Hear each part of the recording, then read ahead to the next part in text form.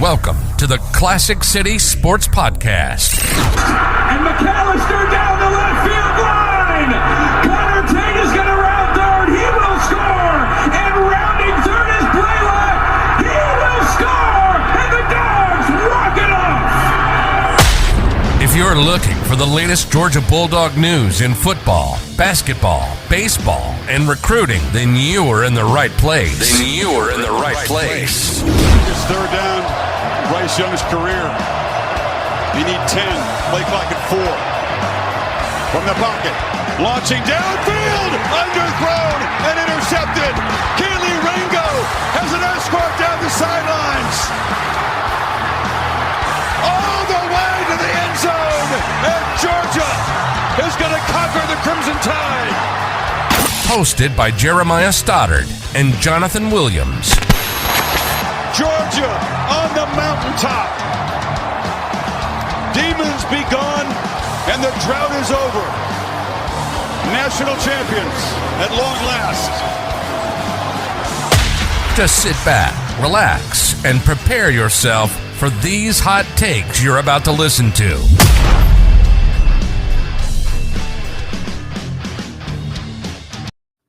All right, welcome back to another episode of the Classic City Sports Podcast. As always, Jeremiah Stoddard and Jonathan Williams, another action-packed episode for you today. As you can see, there's a lot more recruiting news going on around the country in general and with Georgia, with Raiola making the move to Georgia as well. So we're going to get into that all for you today. And then some comments about ESPN, making some statements about Georgia overall as well. So lots of stuff to cover. Jonathan, how we feeling today?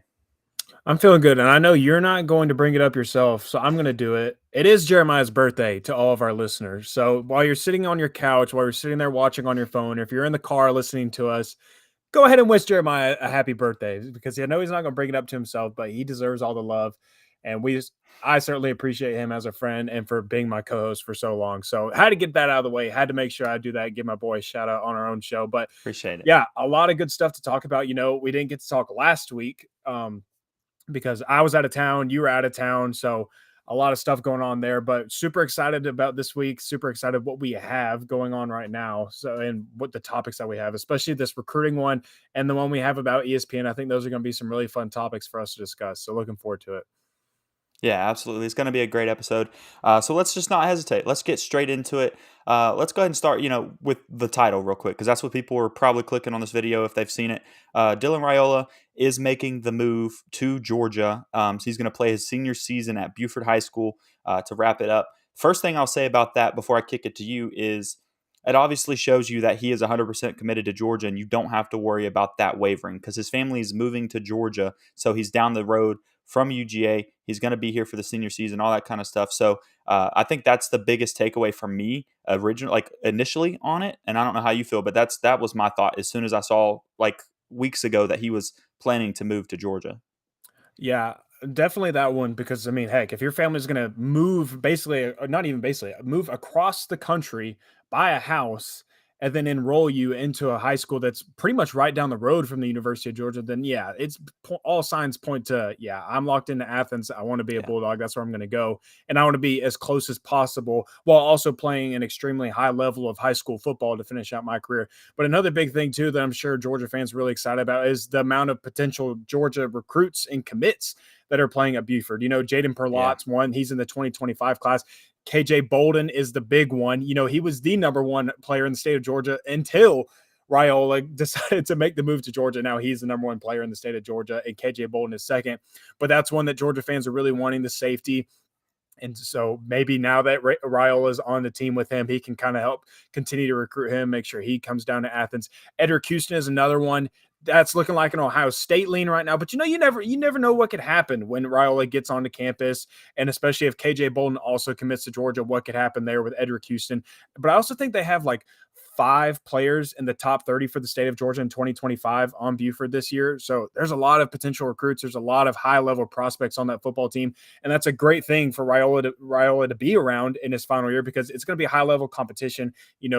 Buford plays in the highest level of region in the state of Georgia, so good competition for him. A lot better than the talent he was probably facing against out there at Pinnacle or whatever high school he was at over the last 3 years in the state of Arizona. So big time move for him. It's really going to be a great opportunity, especially for us too, because we'll probably get to go see him live in some of those games as well. So super exciting news Yeah. there for a lot of reasons. Yeah, absolutely. And like you said, I think we're already planning with a couple of us to make sure we get to go see him play at least one game this year. So we're definitely tuning into all that. One big thing to me that goes with what you just said about going to Buford, where all those top recruits are, all that kind of stuff out of Georgia. I've heard a lot of Georgia fans and other people say Buford must really like not like Georgia because a lot of those players decide to go somewhere else and it's just down the road. And so you get that vibe sometimes, and I don't think they dislike Georgia necessarily, but I think there has been a trend where you don't necessarily get a lot of the top talent that go to that school. And like you said, now he gets to help recruit. They get to, if you're a wide receiver and he's throwing to you, and all he's got to say is, "Man, if you come to Georgia, I'll continue to throw to you." Like you can, if you like what I'm doing, that's where I'm gonna be just down the road here, and hopefully he can get a couple more commits that way. Off of it, and like you just said, he came from Pinnacle, but he was only at Pinnacle for like 2 months. I can't remember exactly where Yeah. he was before that, but he has transferred a couple times, and I know a lot of social media or fans from other schools have been saying stuff on social media about it. It was like, how many high schools is he going to play at? All that kind of stuff. And I will say this. I have learned that in this day and age where there is the NIL stuff and the transfer portal and everything that it is, I understand why some people might be slightly concerned about that overall. However, like I said, when I started this section of this subject for us tonight was he is coming to Georgia because he's going to play his college ball here. That's why he wanted to come to Georgia. It's not that he's just running around going to all these different schools like that. He's doing this because he wanted to finish his career close to the school he's going to be playing at. I think if he had gone to another school, he probably would have done the same thing so he can go in that, that area and be there. So I don't get that same type of concern from him that I've gotten from others that have gone to like 3 or 4 different high schools, all that kind of stuff in their career, because I understand a little bit of hesitation with those with guys that do that, but I don't think that's a problem with Dylan Raiola. Yeah, I mean, I think one reason why there would be concern is because Georgia has signed 2 players previous to Raiola that have been to 4 different high schools in 4 years, and that was Jermaine Burton and Bear Alexander. What do those 2 players have in common? They no longer play at the University of Georgia, so that can kinda indicate that there's a theme in these players. Like when you see them play at so many different high schools and they get to college and then they hit the transfer portal, the writing is kind of on the wall. But I agree with you with Raiola. I think it's a little different because there's also been this discussion that a lot of those moves were due to family reasons, like dad getting a new job, sister playing college volleyball somewhere, or whatever sport she plays at college at TCU, whatever. It sounds like a lot. It also, the family influenced those moves. It Right. wasn't just that Raiola wanted to move to different high schools because he wasn't happy at those. It had a lot to do with a lot of outside reasons outside of the sport of football. So if that is true, then you can just kind of wash all of that and be like, okay, that's no longer a concern if that was the case. But also to your point as well, yeah, he seems like he loves Georgia. He picked Georgia for a reason. And also something to take note of is you don't come to the University of Georgia because Georgia's offering you $5 million. That's not the Right. business that Georgia is in. They don't have the funds to do that. They don't have the means to do that. You come to Georgia because Georgia gives you an opportunity, and they kind of lay out the land for you, saying like, this is what we want you to do over the next 3 to 4 years. And we will get you to that next step, whether that be the NFL or wherever you want to go. We will get you there, but here's the plan. This is what you have to do. And if you stick to this, you're going to be successful. Whereas other schools, like one we might talk about here in a little bit, that may not be the case. It may kind of be like, hey, here's our plan for you. We have some immediate playing time for you as well, but also check the corner over there on your way out and pick that up, and then we'll see you another time. Like that type of deal, Yeah. So another interesting thing is that Raiola didn't choose Georgia because of NIL or anything like that. He chose Georgia because Georgia seemingly was the best fit for him in his eyes. So that says a lot about Georgia and also about Raiola as well. Yeah, for sure. And speaking of the family ties playing decisions, I think that's a huge thing as well. Because I mean, going back to thinking about like his relationship with Matthew Stafford and all of that kind of stuff, and their relationship with Bobo, all of that stuff kind of played in, and I think that's what led to him making the decision to come to Georgia. It was the best fit for him. At me personally, as a Georgia fan, I am very comfortable with the fact that he's transferred around a little bit because of the circumstances, and him coming to Georgia once again just tells me how committed he and his family are to him playing at the University of Georgia. It gives me no concern at all. Like I said earlier, there are some players I've seen that have transferred around a lot. that then came to Georgia and, obviously didn't make it past a year, maybe two max. And because Georgia, let me tell you this, even Dylan Raiola coming into Georgia, Georgia fans need to be prepared for the fact that he's probably sitting his freshman year because Georgia still has some other guys on the roster that have been here for a while and will be here next year when he comes on campus. So he's got to be able to be comfortable with that. And at this point, I feel like, especially at the quarterback position, Kirby Smart's done a very, very good job over the past 3-4 years at keeping those guys and keeping them happy. And so I feel like when he recruits a guy like Dylan Raiola, he's setting the stage for like, hey, you've seen how it's played out over the past couple of years with some of the young guys that have been waiting their turn. Carson Beck's going to take over this year, and I think that's going to be. I think I've said this on here before. That's going to be one of the best recruiting pitches for Georgia in moving forward at that position because watch Carson Beck come out here and throw for a similar stat line to what Stetson Bennett just did last year, and that's going to speak for itself and say, hey. He sat for 3 years and then he got his chance and look what he did. And he's probably a one and done type player because, if you perform like that and you're built like he is, it's not going to be like Stetson Bennett throwing for that and then still having the height thing that the NFL doesn't necessarily love. He's going to be built for the NFL as well as throw for the same type of yardage and go off this year. So that's going to recruit for Georgia moving forward at that position. And I'm excited to see how it all plays out. I can't be happier about Dylan Raiola coming to Georgia in general. And he's also, once again, in his same recruiting class, going to still have some competition because Ryan Puglisi was just at the Elite 11 finals in LA as well. So it's not like he's, a scrub coming up with him. No, he wasn't the number one recruit in the nation, but he's a gamer, and he's going to come out there and make it a very tough thing for Raiola to get on the field as well. And I think he's going into it understanding that, and so is Puglisi. I think it's going to be a good competition there. Yeah, and I think another thing worth noting about specifically the quarterback position of why you would maybe want to stay at Georgia is look at the past 2 years of Georgia's offensive line. Yeah. That's arguably the past 2 years. They haven't been recognized as it by the award. They were not given the best offensive line award twice. They got robbed. They gave it to Michigan both years. And then we saw how that played out in the playoffs. Looked like Georgia was a better offensive line, but that's a comforting thing to know if your quarterback is like, hey, not only are they invested in me, but they also invested and paid off the insurance as well to make sure that my life isn't on the line every Saturday and that I'm protected up front. I'm not going to get dinged up that much on Saturdays, and my health and safety is taken care of as well. So that also might be something worth noting as well. If you are a quarterback at the University of Georgia and you maybe are considering hitting the portal, it's like, well, I could go here, but I also know that when I do get my time or when I do get my opportunity here, I'm not going to be having to pulling out turf out of my face mask every single play or every other down or whatever. So there's a lot of value in that as well. But speaking of recruiting, we're going to go ahead and jump into another SEC school, that one SEC school specifically. We kind of told you that we're going to be given kind of an update of SEC recruiting in general, but there's really only one team in the SEC to really talk about in regards to recruiting, what's going on recently, specifically in the month of June. And it's the Florida Gators. 9 commits in the month of June. That is ridiculous, especially because the month of June isn't even over yet. We still got 2 weeks left in the month. Yeah.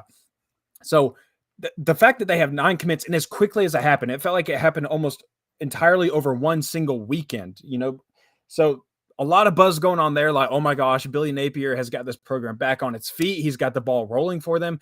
But then there's also the other side of the crowd, the outsiders of the Florida football program and the Florida fandom saying like, what the heck is going on? Why is Florida all of a sudden getting all of these recruits? They really weren't that good last year with a top end quarterback who just went first round in the NFL draft.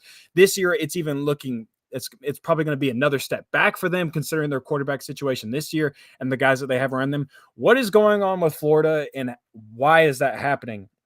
And I think even Florida fans themselves are kind of asking these questions because I had a Florida fan that texted me and was like, what is your take on this? Like, what is your take on Florida's recruiting right now and what is happening? And I just was kind of like, well, going into the season, I think Florida kind of knows that they're not going to be competing for a division title this year. They're not going to be competing for a spot in Atlanta. So what's a good way to distract people from that and make people not look at the bad and look at the good, especially if you're Billy Napier? Go fire off a bunch of commits and be like, man, look at the future that we have right now. Things are going to improve. Don't pay attention to what's going on in 2023 or what's about to happen in 2023. We want you to continuing to look forward because that's what a new head coach would want you to do. Like, get excited about the future, saying like, I'm doing this so that way I can stick around longer. I can be at the University of Florida still. And I have the fans behind me, even though I'm about to go 5-7 or whatever they're about to go this year, you know? So I kind of think that's what it is they're just kind of building some momentum, trying to make themselves look real pretty before everything comes crashing and burning in 2023. But then when 2024 comes around, they're right back up on their feet and nobody's talking about it anyways. Yeah, absolutely. And first, before I jump into my part, happy birthday to the Pope as well. It's also his birthday. He was in the comments a second ago. He said he's going to watch back later. So when you're watching this, happy birthday, brother. Appreciate everything that you do for us on this show as well. But yeah, when you're talking about Florida, and we get this every year. I feel like there's always a team. It's not always an SEC team, but sometimes it is.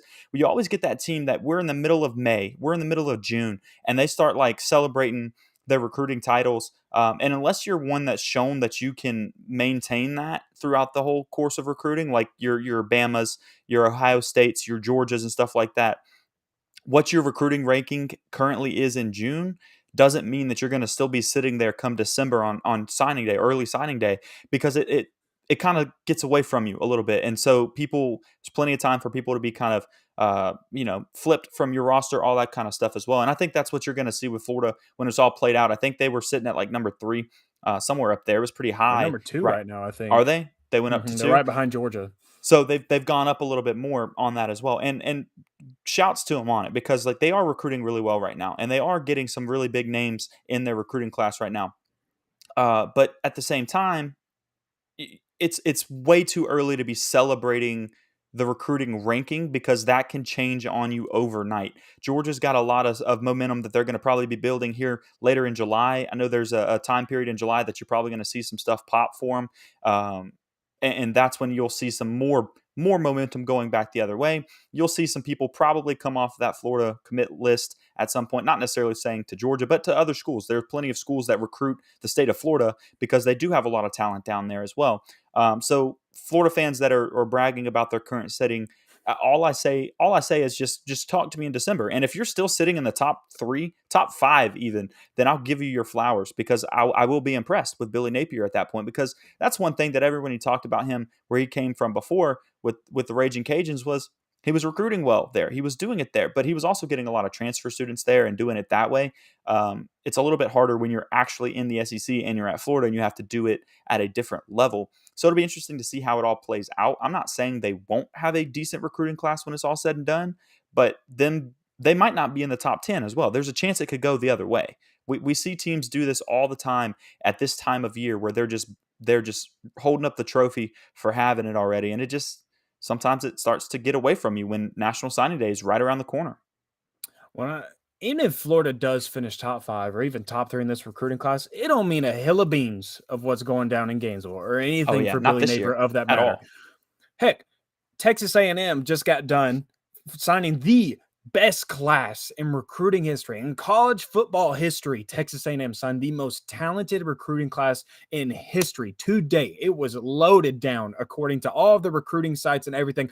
5-star, 5-star, 5-star, all these high ratings, best class in the world.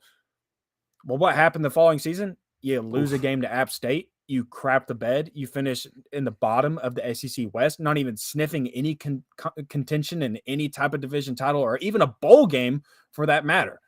So it don't mean nothing if you finish top 3. It's all going to depend on, all right, you got all these cats now. You got DJ Lagway, and you got a good supporting cast around him.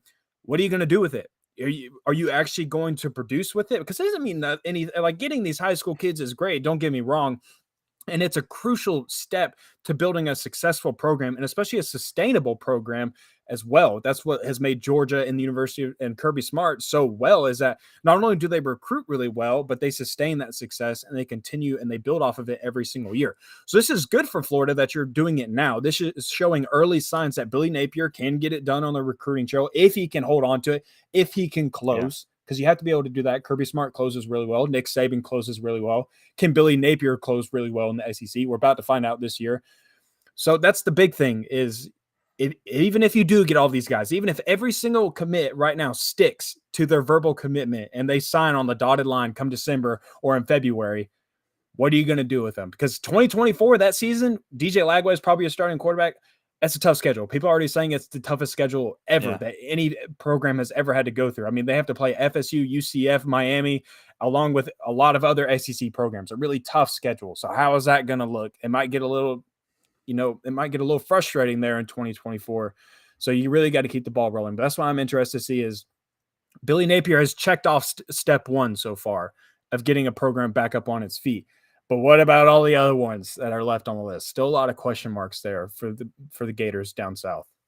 And I'm glad you brought up the Texas A&M thing with the best recruiting class ever, because also after that happened and they had such a bad season, how many of those players actually hit the transfer portal? That's the thing. Smoke Bowie was one of them. A A lot of lot them. of I them. mean, they had a There heck was of there a was 5 to 10 of those guys are gone from that yeah. same class because they dipped because they didn't like one, they were getting their butts handed to them, and they may not have gotten the playing time or the supporting cast around them they wanted, and they dipped. So say you get that type of recruiting class from Florida, you got to make sure that they stay here after a year even. Like you in this day and age of college football, if they're decent on your roster and they think they're not getting what they need where they're at, they're going to look somewhere else and see what they can get, see if they can get on the field somewhere or see if they can go somewhere that's going to win, because you and I've talked about this a lot with Billy Napier.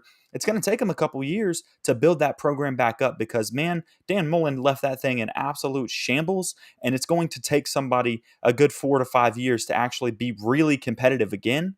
And I think that Florida fans aren't the most patient fan base out there. I think that he may not get as much time as he actually needs. And then also, you got to make sure that those guys are happy when they get there as well to make sure that you can keep them on their roster. And like you said a second ago, too, you got to be able to close, right? You got to make sure all these guys sign the dotted line, because that's what always hurts these teams that take this big of a jump early in the recruiting cycle is guess what? Now your Georgia, your Ohio State, your Bama's, even your Clemson's, they'll come out here and say, all right, I like that player too, but guess what? I have 4 or 5 months to try to pull them from you. I don't have I have time to work that angle. As long as I can keep an open line of communication with them, I can still get them to come over and sign with me. And a lot of teams like those Bamas and stuff out there and Georgias make those late pushes for big name players, and that's what makes your recruiting cycle as good as it can be, is who you sign like and get committed to you in December. Those names that weren't committed to you that you now get to sign that dotted line. That's what makes your class actually hold where you're at, because otherwise those other teams start to jump you in the rankings because those other teams start getting those big names late in the cycle and you don't. Yeah, and I think Roots brings up a great point right here. He brings up Chauncey Bowens flipping from Florida to Georgia recently as well on a visit while Yeah. he was in Athens. A video surfaced of him telling everybody that was on campus that weekend, all the coaches, he's like, I'm going to be a dog, committing then, and then officially announcing his flip a few days later. So that's another great point is, what's going to happen when these kids start going, if they continue to go to their other schools, if they go, even if it's not Georgia, even if it's like Tennessee, South Carolina, Alabama, whoever else, Miami, even if it's just other schools, again, can you close? Can you keep those guys with you? And can you really get them to buy in of what you're preaching down in Florida? I know players really like Billy Napier. I think he is a likable guy. I was fairly impressed with him last Yeah. year.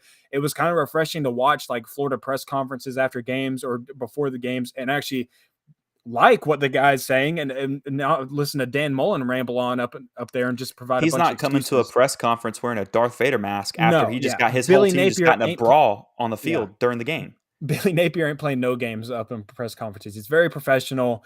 I think he's well spoken. I think that shows on the football field with his players. So that's all good things right there. So it's just it's a little too early to tell. Just to, in other words, I'm not going ahead and jumping on the Billy Napier hype train just yet. I may be standing in line with my pass in hand, saying like I'm thinking about getting on. I'm kind of contemplating getting on this bus or this train, but I'm not completely bought in yet. I don't know if I want to go all the way across the country and really settle in on you and get committed onto this thing. So that's kind of where I'm at with this. Like, again, it's just June.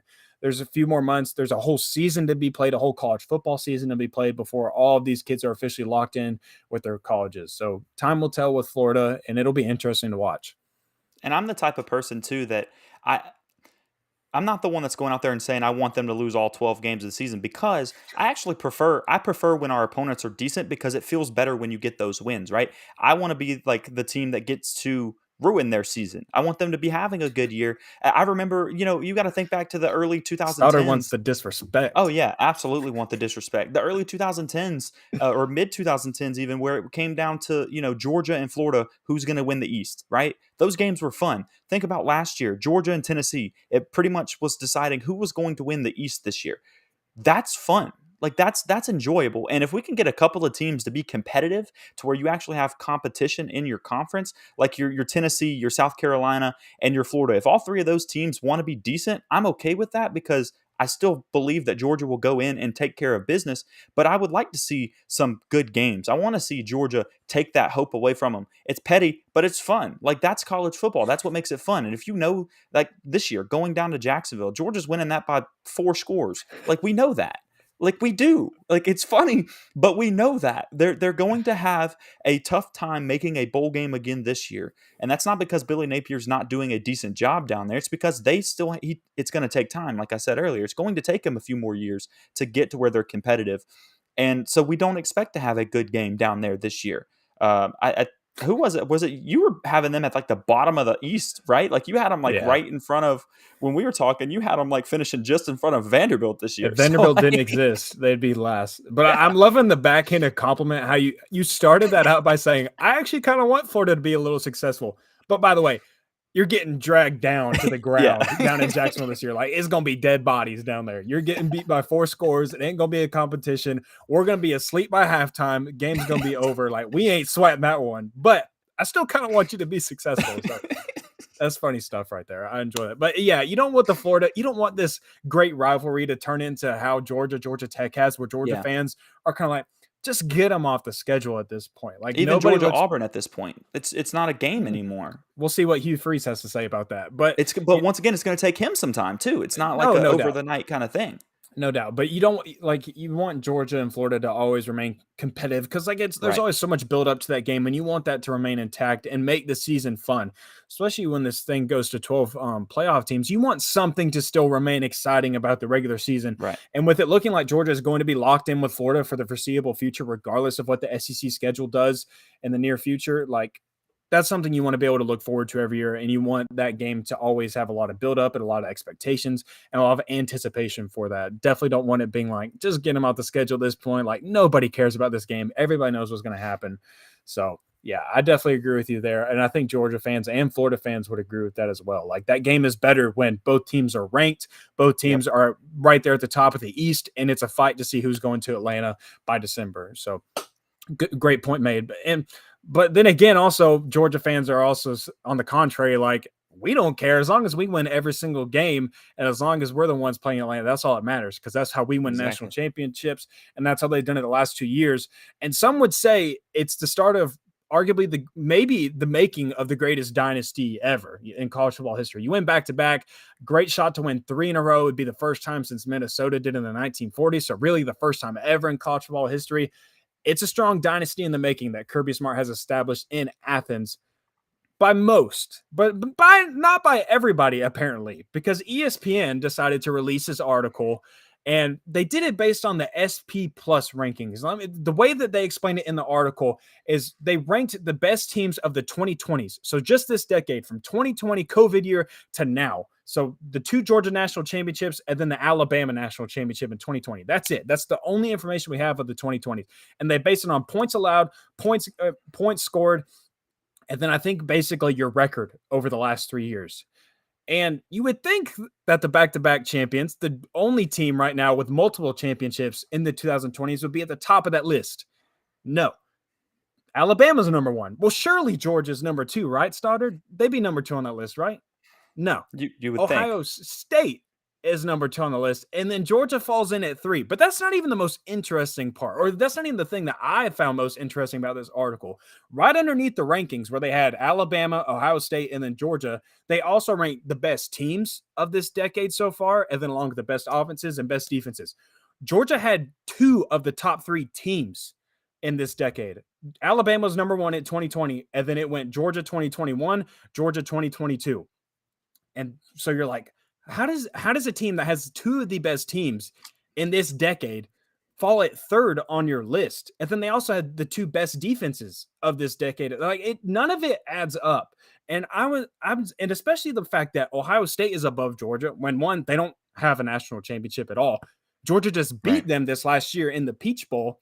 So what has Ohio State done a better job of in the 2020s that Georgia has? If you're just solely putting it on the 2020 year, the 2020 season, if that's what we're doing, well, that's a load of crap, if you ask me, because Georgia has, without a doubt, redeemed themselves after not making it into the SEC championship game in 2020, kind of having a disappointing season by winning 2 national titles.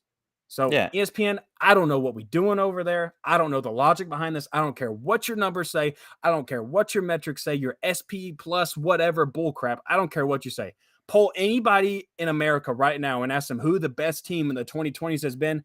99.9% of people are probably going to say Georgia, and the 0.1% are going to be salty Bama fans and salty Florida fans or whoever else. That's it. And some Ohio State fans still complaining about a targeting call that happened almost 6 months ago. That's it.